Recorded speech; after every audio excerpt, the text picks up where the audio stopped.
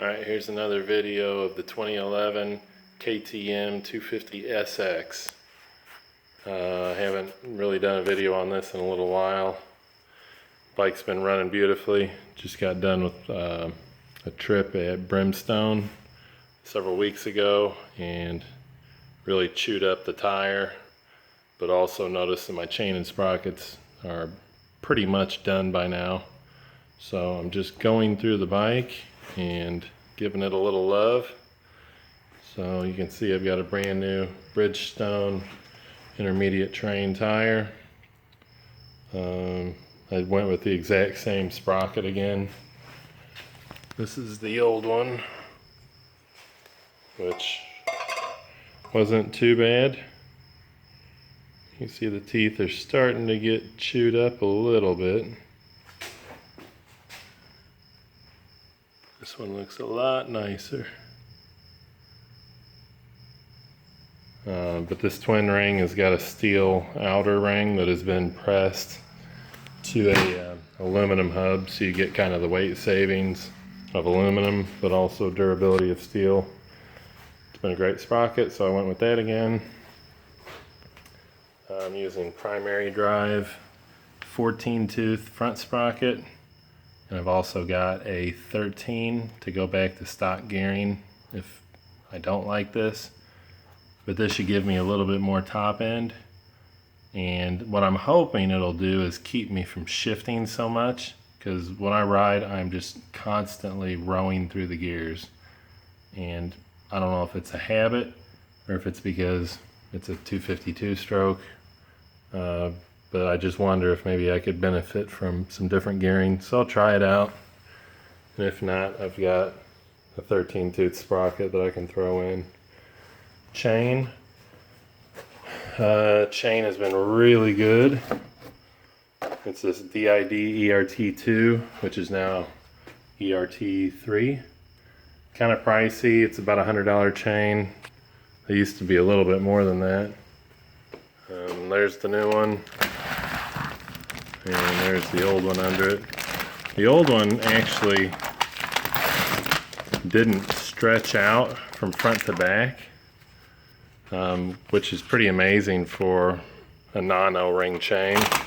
But what it was doing is just getting sloppy side to side. I had to run it really tight to keep it out of my tire. So went with the same one again. It's super strong, non-O-ring.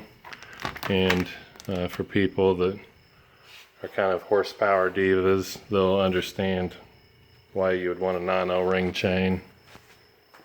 The shock spring, I finally realized, is a little too soft for me. It's the stock one, which is 6.9. So I called up Slavens Racing and I got the 7.6, which is a couple sizes bigger.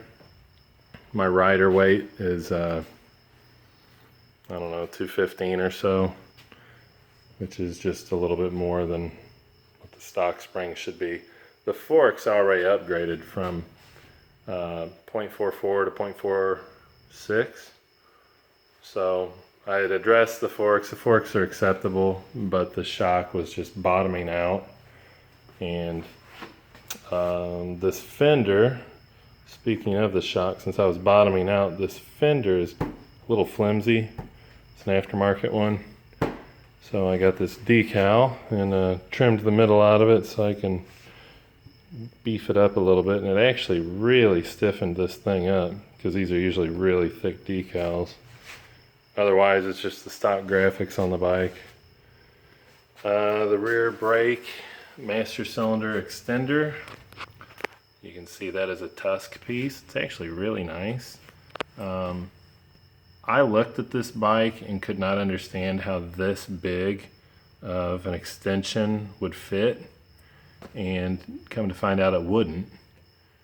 For one, I had a piece of plastic that was in there that was kind of in the way. Let's see. So there was like this piece of plastic that's just, I don't know what it's supposed to do. It's kind of a guard, but you can see the bottom has that little curve that was getting right into the master cylinder.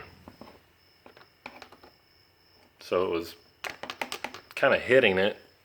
And I thought, you know what, it's kind of a stupid piece anyway.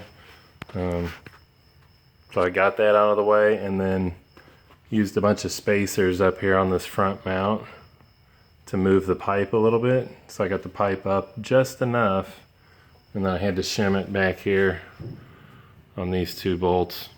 So I had to really tinker with the pipe just to be able to get this in here.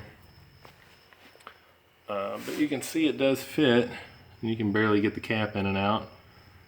I don't know how much cooling it's going to provide since it's moved everything up closer to the pipe, but it was really just kind of a bling kind of thing to do, just to dress the bike up a little.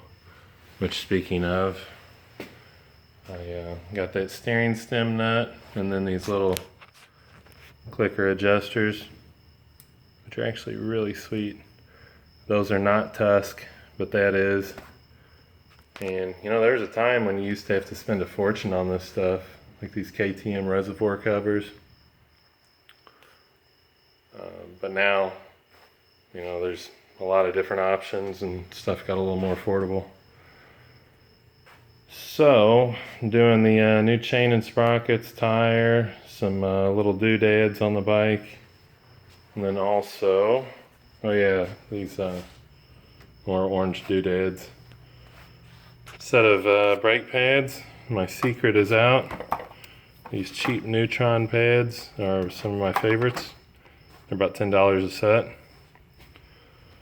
And fork rebuild kit, which just a tip to anybody with KTM forks. If you buy their rebuild kit, it is about half the price of buying these parts individually.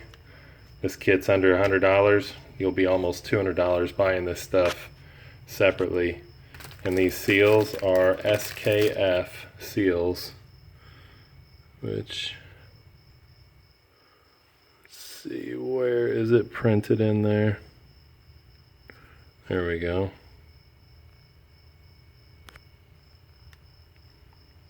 It's gonna be a great video, huh?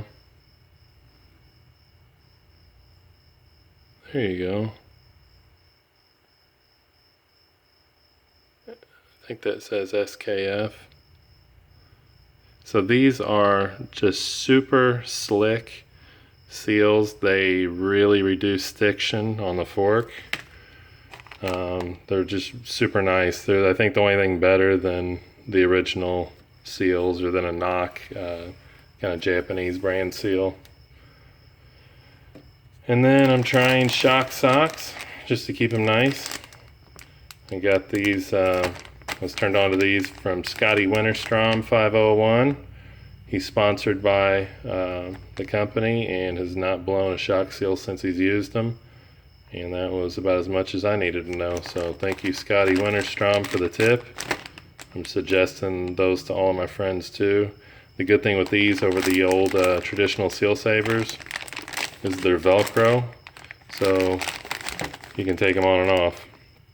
You can see right there, he's taking them off, and you clean them and put them back on. So, I think that's about it. I mean, there's some other stuff here. I've finally got a nitrogen needle to check the bladder pressure in that fork, since those are 48 millimeter bladder forks, WP bladder forks. This little guy is just a lower shock bolt. Again, Tusk, man, they're really coming a long way with their products. It's a lower shock bolt that has a grease zert, because PDS shock KTMs, which is basically the no-link system, this bushing takes a ton of abuse and will get sloppy. You replace this bolt with one that has a grease zert, and then you can just keep it full of grease every time you ride. So, that's about it. Bike rips, no regrets. Going on 9 years of ownership this fall, and it's my favorite bike by far. and I'm probably going to be keeping it for a long time. So thanks for watching my 10-minute video. I'll catch y'all later. Peace.